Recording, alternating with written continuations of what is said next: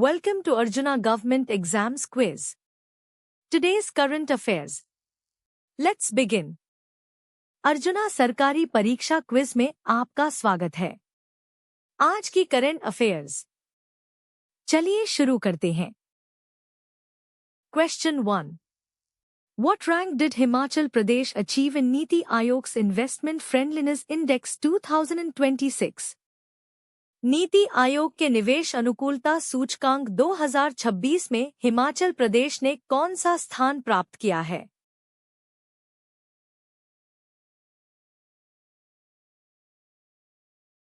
The correct answer is third. Himachal Pradesh achieved the third rank in Niti Aayog's Investment Friendliness Index 2026, as per recent news. सही उत्तर है तीसरा। हाल की खबरों के अनुसार हिमाचल प्रदेश ने नीति आयोग के निवेश अनुकूलता सूचकांक 2026 में तीसरा स्थान प्राप्त किया है। Question 2. Which union minister recently resigned following widespread protests regarding alleged irregularities in competitive exams? कथित प्रतियोगी परीक्षाओं में अनियमितताओं को लेकर व्यापक विरोध प्रदर्शनों के बाद हाल ही में किस केंद्रीय मंत्री ने इस्तीफा दे दिया?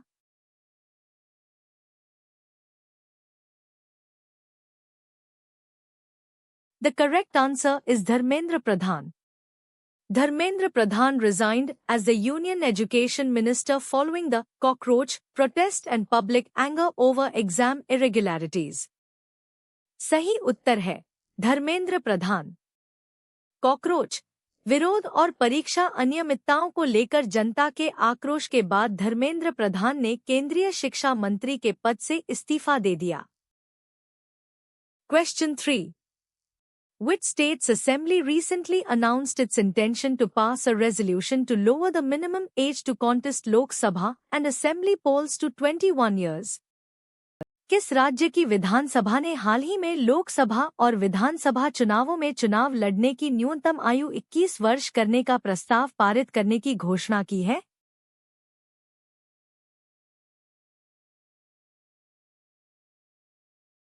The correct answer is Telangana. Telangana Assembly announced its plan to pass a resolution to lower the minimum age for contesting Lok Sabha and Assembly polls to 21 years.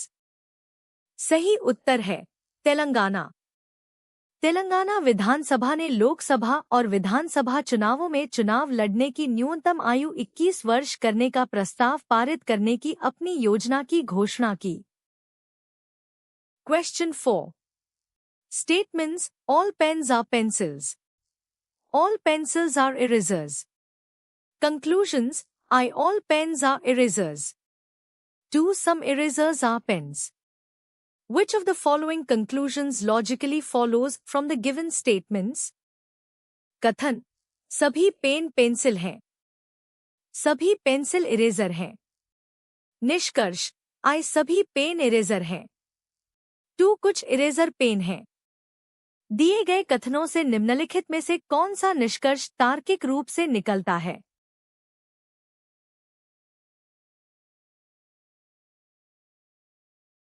The correct answer is both conclusion I and to follow.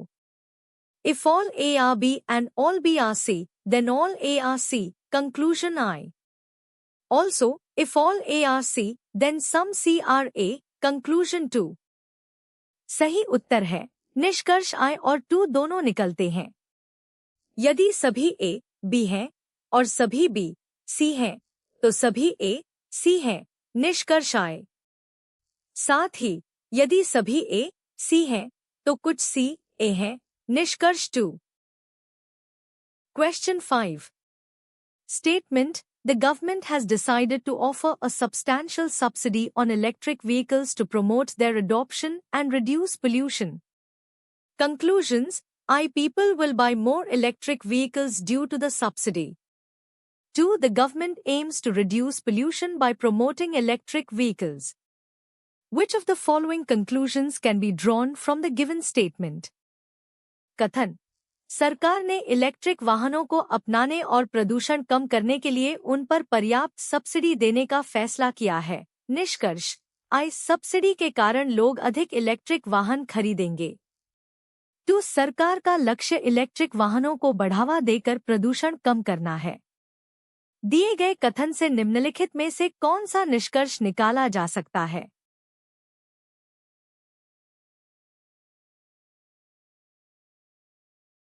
The correct answer is both conclusion and to follow. The statement explicitly mentions to promote their adoption, implying more purchases, and reduce pollution, directly supporting both conclusions. सही उत्तर है, निष्कर्ष I और II दोनों निकलते हैं।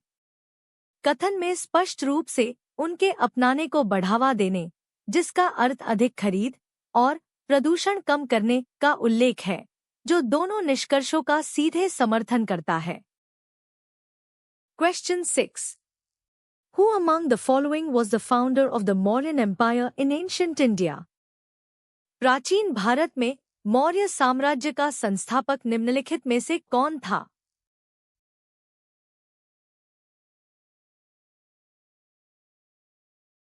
The correct answer is Chandragupta Maurya. Chandragupta Maurya founded the Mauryan Empire in ancient India around 322 BCE. सही उत्तर है, चंद्रगुप्त मौर्य ने लगभग 322 ईसा पूर्व प्राचीन भारत में मौर्य साम्राज्य की स्थापना की थी। Question 7. Which article of the Indian Constitution abolishes untouchability and forbids its practice in any form? भारतीय संविधान का कौन सा अनुच्छेद अस्पृश्यता को समाप्त करता है और किसी भी रूप में इसके अभ्यास को प्रतिबंधित करता है?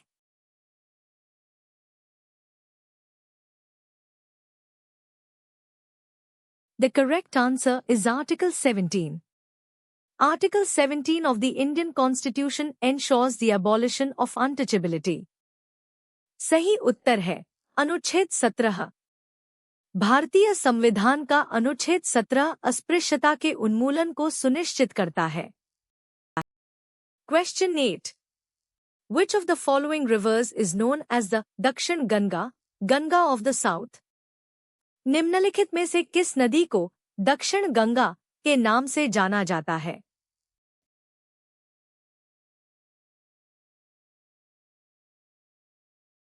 The correct answer is Godavari. The Godavari River is often referred to as the Dakshin Ganga due to its length and significance in South India. सही उत्तर है, गोदावरी। गोदावरी नदी को अक्सर दक्षिण भारत में इसकी लंबाई और महत्व के कारण दक्षिण गंगा के रूप में जाना जाता है। Question 9. In a mixed economy, which of the following sectors coexist? मिश्रित अर्थव्यवस्था में निम्नलिखित में से कौन से क्षेत्र सहअस्तित्व में होते हैं?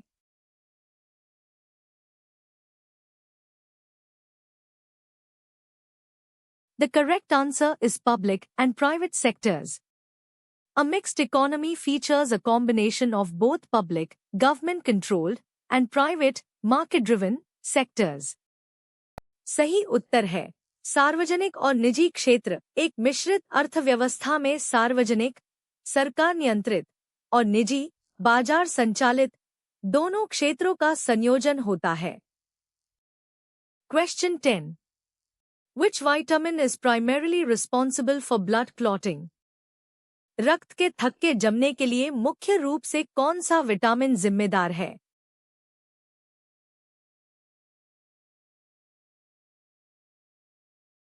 The correct answer is vitamin K.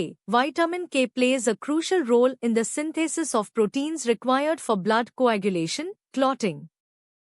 सही उत्तर है, विटामिन के रक्त जमावट, थक्के के लिए आवश्यक प्रोटीन के संश्लेषण में महत्वपूर्ण भूमिका निभाता है। Question 11. The Project Tiger program was launched in India in which year to protect the Bengal tiger? Bengal बाघ को बचाने के लिए भारत में प्रोजेक्ट टाइगर कार्यक्रम किस वर्ष शुरू किया गया था?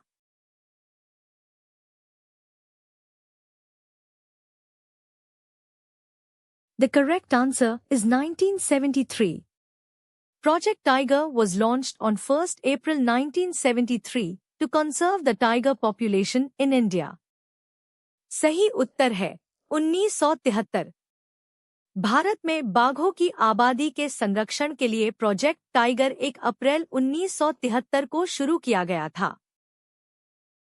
Question 12. The Battle of Plassey, a decisive victory for the British East India Company, was fought in which year? Plassey का युद्ध, जो ब्रिटिश ईस्ट इंडिया कंपनी के लिए एक निर्णायक जीत थी, किस वर्ष लड़ा गया था?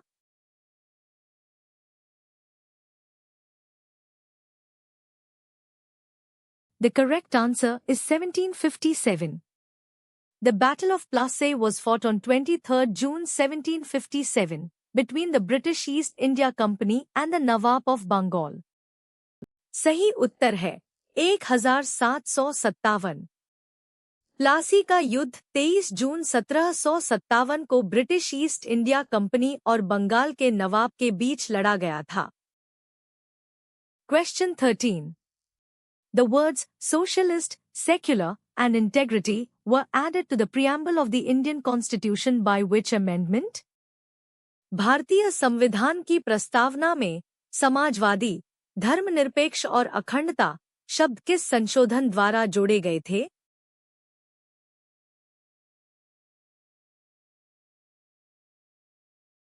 The correct answer is 42nd Amendment. The 42nd Amendment Act of 1976 added these three words to the preamble of the Indian Constitution. सही उत्तर है 42वां संशोधन। भारतीय संविधान की प्रस्तावना में ये तीन शब्द 1976 के 42वें संशोधन अधिनियम द्वारा जोड़े गए थे। Question 14. Statements, some books are pens. All pens are pencils. Conclusions, I, some books are pencils. 2, some pencils are books. Which of the following conclusions logically follows from the given statements?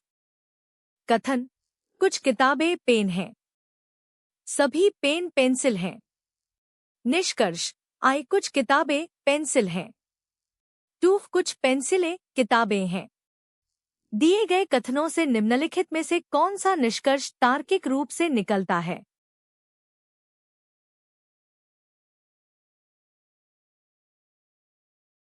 The correct answer is both conclusion I and to follow. If some A are B and all B are C, then some A are C, conclusion I. Also, if some A are C, then some C are A, conclusion 2. सही उत्तर है निष्कर्ष I और 2 दोनों निकलते हैं। यदि कुछ A, B है और सभी B, C है तो कुछ A, C है, निष्कर्ष I। साथ ही यदि कुछ A, C है तो कुछ C, A है, निष्कर्ष 2। Question 15. Which type of climate is predominantly found in the interior parts of the Indian subcontinent, characterized by hot summers and cold winters? भारतीय उपमहाद्वीप के आंतरिक भागों में मुख्य रूप से किस प्रकार की जलवायु पाई जाती है, जिसकी विशेषता गर्म ग्रीष्मकाल और ठंडी सर्दियां हैं?